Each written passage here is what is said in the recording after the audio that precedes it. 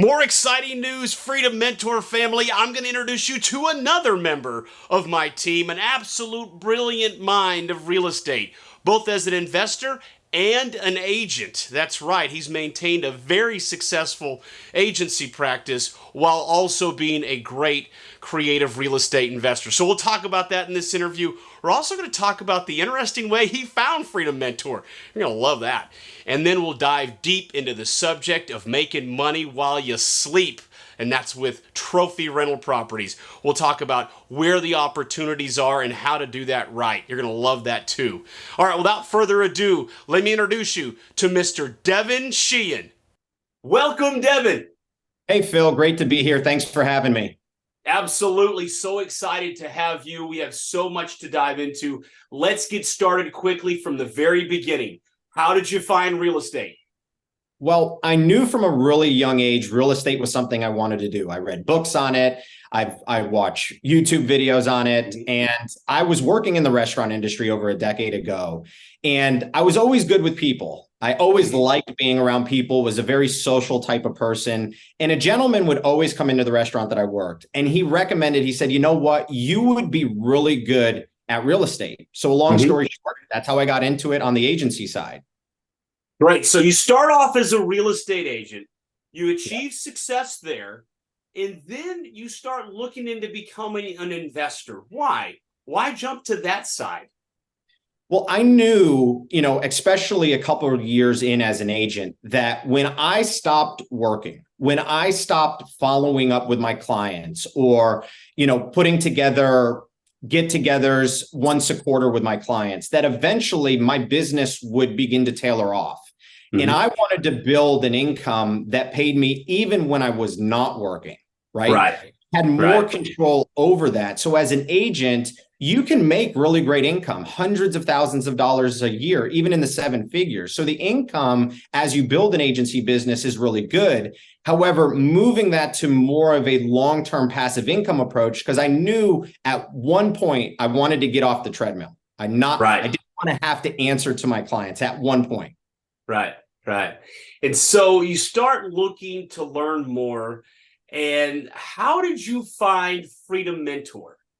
So what's really interesting is I stumbled across the mentor that mentored you in real estate. That's right. By doing a deal in my local town. And he had asked me for my opinion based on my experience and the recommendations he heard and the business I was doing in the town that I live in, that I would be a good resource to ask questions to. So he wanted to know, should I condoize the units that I bought? Should I keep it multifamily? Should I turn it into single family?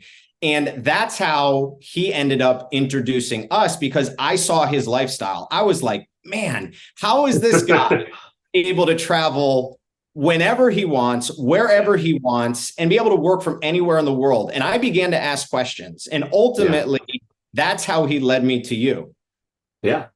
So you found Freedom Mentor from my mentor by seeing ultimately his lifestyle. Yeah, absolutely. So you find us. Now, Freedom Mentor, obviously, one big part of our business is teaching people how to create money through creative real estate investing and flipping houses.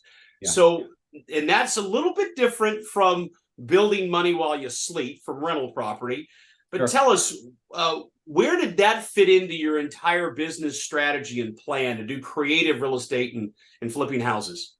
Well, one, I knew I could create a lot more velocity per deal. I was able to make a lot more income by structuring creative financing deals, finding distressed properties, fixing them up. And I maintained my license because who better to sell it than myself, right? That's how I felt about it, because I was already doing it for my clients. So by adding that skill set to my tool belt, I was able to create a lot more income in addition to my agency role with clients. So in other words, being able to add more fuel to the fire of building long-term wealth. Yeah, absolutely. And I was in control of my time because I control my time a lot better.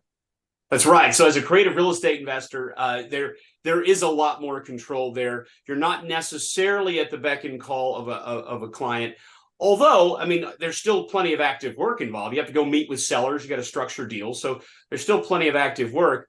And yeah, you mentioned about this, the fact that they work in tandem. Tell us a little bit more of why, even to this day, you maintain a successful agency practice, I'll call it, while being a creative real estate investor.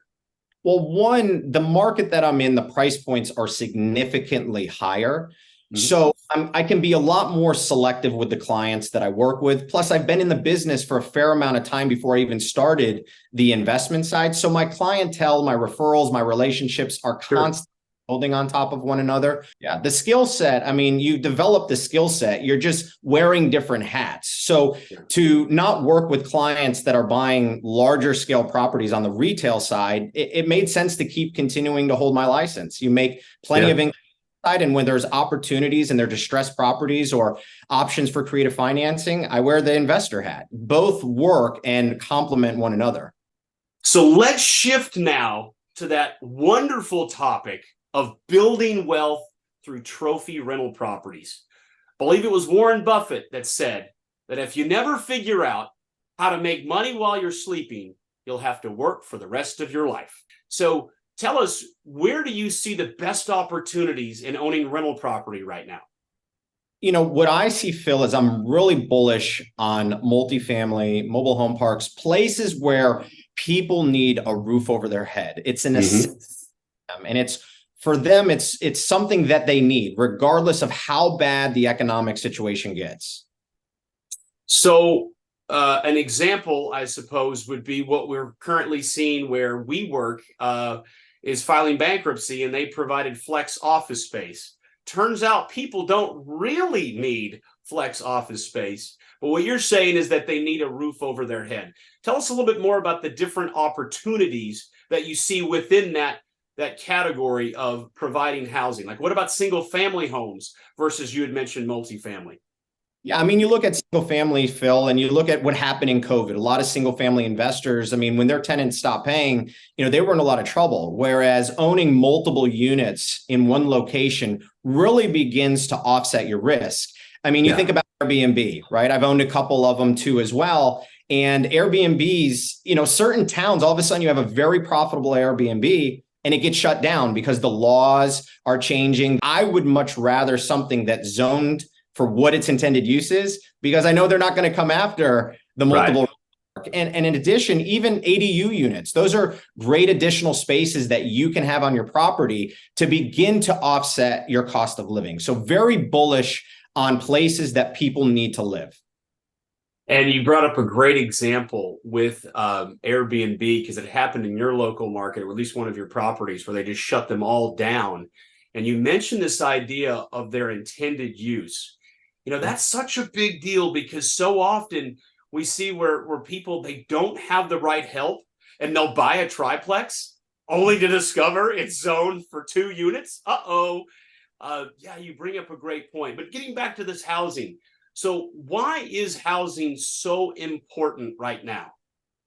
Well, it's extremely important because it's not only a basic necessity that people need, but when you look at the current environment that we're in and look at people coming out of college and the youth, right? The debt that they have, it's very difficult for them to come out and just buy and get ahead. So they are going to, you look at the active buyer pool right now, I can't tell you how many buyers are having conversations that they're going to wait on the sidelines. They're going to wait rates come down. And what do they need to do? They need to rent. So I love where we're going as far as spaces that people need to live in. Yeah, it's such a great point. I've read statistics that there will be less homeowners percentage-wise in the next generation than in any previous generation in basically American history. You're right. People are going to rent the rest of their lives, and they need a place to rent. I have also seen where there's just a complete lack of inventory with not Class A gorgeous apartments, which we see those being built all across America, but anything that's not Class A.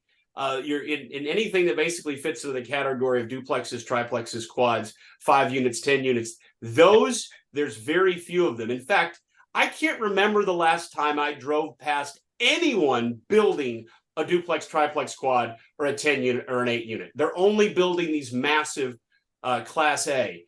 And I just love what you're sharing there. Yeah, no, that's great opportunity, especially if you're building long-term wealth, to really focus on asset classes that people need to live in. You mentioned about Airbnbs or short-term vacation rentals. Where do you see that in the next 1 to 5 years? I really see Airbnb declining. There's going to be certain markets and certain locations within those markets, whether it's a lottery system, whether it's commercially zoned and it's approved. They only give out so many licenses. I mean, it will exist, but it is certainly going to decline. It's hard to scale that business. You have to be very involved in that business. Your reviews matter. You have to be consistent. You have to make sure the couch is not broken, the beds aren't broken, that they didn't put a hole in the TV. And it's a very active business. It's not as passive of getting into, multiple rental units and building wealth in that fashion. What great points. And I think so many that are watching this, either they already own Airbnbs and they're just shaking their head, or they're hearing that and they don't want to hear that. They're hoping it was something different. It's just so true. The level of management, even when you hire a management, is so much higher. And so I just got a message from one of my management companies. Phil, we need updated pictures. Here are the 3 photographers. There's always a new decision, but I bought those at the perfect time. I'm cash flowing like a freight train. I'm happy with them, but I'm exactly where you're at and where this really lies. And that is providing affordable housing is where you're going to get the greatest freedom. And that's, again, what we've been talking about here. It's not just about owning trophy rental properties, but how do you set it and forget it? And there's just such less you're dealing with. So we talk about multifamily, and then we touched on this idea of ADUs. Tell us a little bit more about why that's an opportunity as well. Well, I think right now in my marketplace and across the country, towns are much more lenient on allowing these to be established. And what a great way to be able to offset your cost of living. I mean, your cost of living, being a mortgage, is usually one of the biggest costs that families have. It's one of the most expensive items on their balance sheet, and it is a liability, right? So by reducing your cost of living, that's what allows you to excel and get ahead. Yeah, you bring it from the perspective of just the person that owns a home, that's their primary residence. Why not add an ADU if you can, if you're in one of those cities where they're pushing for it, that allows for it, because it can help offset. But it also certainly is a benefit to many investors that they've got that single family, but they can add that second unit. And I love your point. At the same time that Airbnbs are being shut down by literally the thousands and thousands, cities are begging for more units and they're allowing for ADUs. So what a great example of even the law is supporting the push toward investors providing more housing. That's a great call. So this all sounds great, but when the rubber meets the road, Devin, it's still pretty difficult to find a cash flowing duplex or 8-unit or 6-unit. What are some of the absolute fundamentals to being able to do trophy rental property deals and not get into deals that are lousy and you end up frustrated and it's 3 years later and you're getting rid of it at break-even point? Yeah, I think you have to be an expert deal evaluator. You have to understand how to evaluate these properties. You need to understand what CapEx improvements you can make, what the current rental market allows you to get, and be able to base your numbers on that, but also base your numbers on that by adding management to it as well. Because that's how you begin to scale, not being distracted by the small, minute details where a tenant may say, hey, listen, I want you to cut the grass the other way, right? Let your management deal with that and you focus on getting more deals done. So much you shared there. Just brilliant. The idea that if you're going to really do this right, you need to do deals that cash flow so well that you're not the manager. I see it so often. People want to be their own managers. And if you're really going to scale, you've got to get out of that mindset. You've got to do deals that allow for management and still cash flow well. But that still means off market, right? This isn't on market conversations, right? You want to focus off market to get the best deals, working directly with the seller. That allows you to structure the best creative financing deals it allows you to get the best deals done. See, most people, Phil, when they talk about real estate, they talk about the appreciation of real estate. And the way we look at it is appreciation is really the bonus to the asset, especially to get into cash flowing assets. So understanding how to evaluate the deal and underwrite it is so critical, so that the day you close, you understand where it can be approved, or where the appreciation can be forced, and how well it can cash flow, rather than buying something and all of a sudden it's just breaking even. That's not why we're buying real estate. I could talk about this all day, but I think some others would want to know, all right, so how do you make this transition from being a part of our program as an apprentice, having tremendous success, to now becoming part of the team? So tell us, what led you to want to become a part of the Freedom Mentor team? Well, for one thing, Phil, I saw what it did for me financially, and I saw what people were teaching. I mean, I was making income and generating checks that I have never seen in my life before. And I did not grow up with any money. My family didn't come from money. My parents didn't own any real estate. And for me, when I saw what we were teaching, I wanted to be a part of it, because I do have a passion for wanting and helping people. I love helping my retail clients buy and sell their real estate. And I love being able to change people's financial situations. Very involved in my church. I love serving people. In addition, I could scale my business much faster by sharing in the profits that we make, by teaching people on how to actually make profits. So for me, I saw it as an additional income stream that I could scale without always having to do the deal myself. And for everyone to put that in perspective, what he's sharing there is part of the Freedom Mentor Apprentice program is that we share in profits with our apprentices. And we're excited to do it because we create this value. That it's a phrase we like to use is 50% of something is a whole lot more than 100% of nothing. And so when we share in the profits with our apprentices, our mentoring team shares in our half. And so what he's saying is that part of what he looked at was not only his passion for helping others, but also the fact that he could gain financially from a lot of deals across America. And more power to him. And this is one of the things that was so exciting about Devin. The man was just so smart, so sharp. And that's who I try to surround myself with the best and the brightest. And he was one of those that came out of our program that we were thrilled to have the opportunity to have on our team.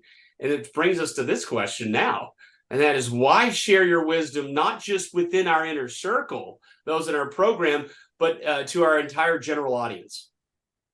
Well, because Phil, one thing that I think for a lot of people is there's so much information out there, and reading books, and they're watching videos, and they're in a very academic environment. There's so much information, they actually don't know what their first step is. In the environment we put our students through is implementation environment, where they're knowing how to market for deals. They're meeting with sellers. They're understanding how to structure the deals. And that's ultimately what leads to profits. I was tired of seeing all of the information out there, all of the lack of wisdom that is not helping people actually close on real estate. Yeah. And that's what's so exciting too, is to know that you share that same passion of just wanting the truth, the signal, the wisdom of what really works in the real world, because we're in it every day. This is not regurgitation, but this is how it really works. This doesn't come from AI, doesn't come from a blog post written by somebody who's just a writer, but it's in the real trenches of how real estate works. And we're so thankful that you're going to add this to your already busy plate of providing some tremendous wisdom to our audience. So Devin, well, what are some topics that you're probably going to be covering here in the next several weeks? Well, some topics are how to make big money with small multifamily deals. There's big money to be made in small multifamily deals if you know how to buy it right. How to buy your first multifamily deal. Really helping the audience understand how to get from active linear income to creating a rental portfolio that eventually allows them to accomplish whatever goals they have, whether it's a tax shelter, whether it's passive income, whether it's more time with their family, building a rental portfolio at scale. All right. Well, we're going to love those.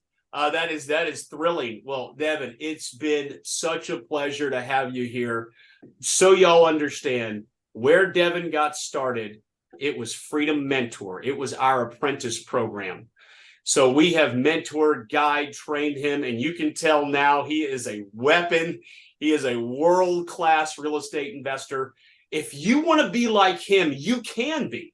And that is through applying for my apprentice program, which again, Devin is a part of our team, and you've seen other videos where Brian as well. We have others on our team. Absolutely brilliant people that I surround myself with that help all of our people become the best of the best in their individual market. You can apply for that here. You'll see the link.